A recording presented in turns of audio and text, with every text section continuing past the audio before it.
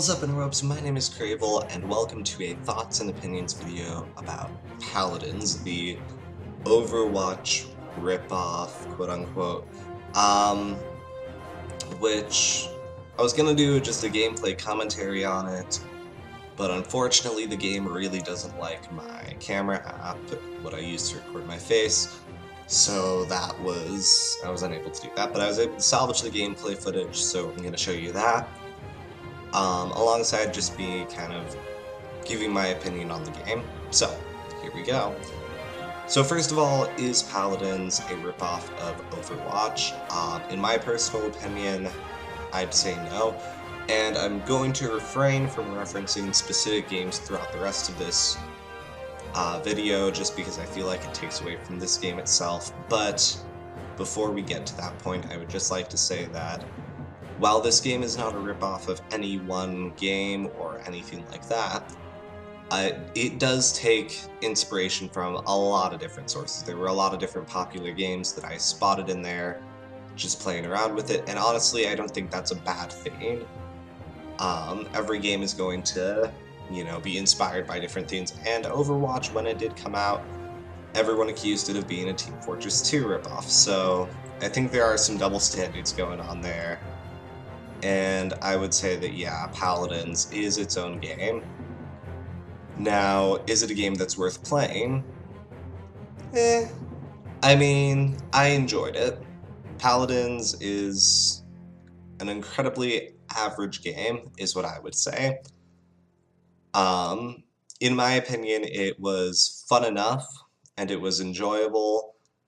It just didn't have enough there to hold me long term, which, that being said, the game is in its beta, so we don't know what it'll look like, when it actually comes out, and maybe it'll be better. I'm just not predicting that it will be better.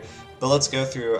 I have a couple of things that I actually did enjoy about the game that I want to comment on, and then just one bad thing that was like,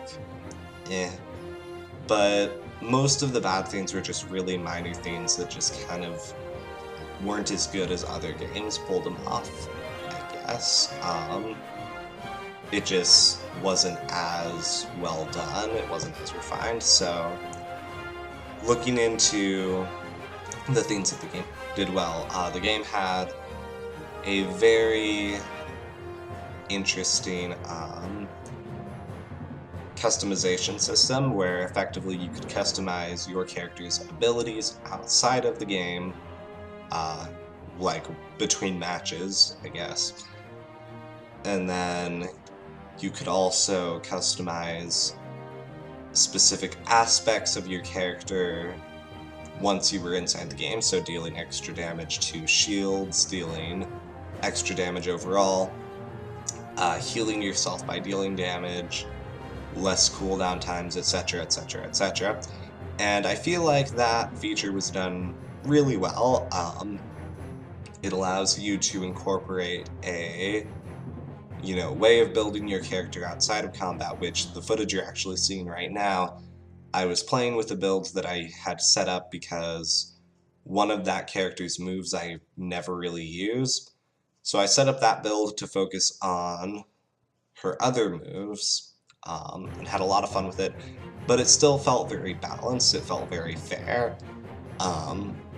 And then, of course, once you're in the game, you can make some very tactical choices in how you stat up your character from there, such as I used the damaging ability that destroys shields faster in one game because we were playing against 3 characters that could create shields, and we actually started to turn the game around just because I made that choice. So it's a very cool system, and I feel like there's a lot more tactics involved in that than in other games,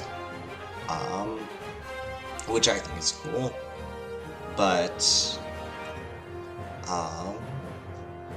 the game itself also felt very balanced, which I kind of commented on.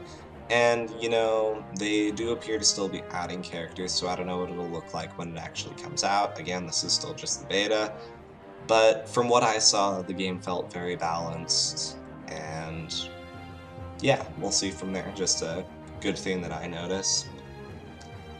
And additionally, while this is kind of a midway, because I have mixed feelings about it, but I know people will like this, the game does have a very unique cast. To me, it just felt like this cast was sort of a, we're going to do this because we feel we have to, which of course I have mixed feelings about, but at the very least, they did come up with unique characters for the majority of them, and a lot of character archetypes, and at least visually, that between visuals, gameplay, and personality that I haven't seen in a lot of other games. So good on them.